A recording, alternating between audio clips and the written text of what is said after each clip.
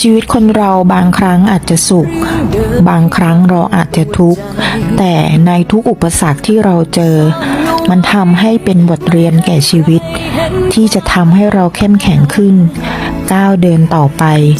จงให้กำลังใจตัวคุณเองอย่างสม่ำเสมอและจงเชื่อมั่นในความสามารถของตัวคุณเองไม่มีใครที่ไหนจะทำให้คุณรู้สึกแย่ได้นอกจากตัวคุณเองเท่านั้นความสุขมันมาจากภายในใจของคุณ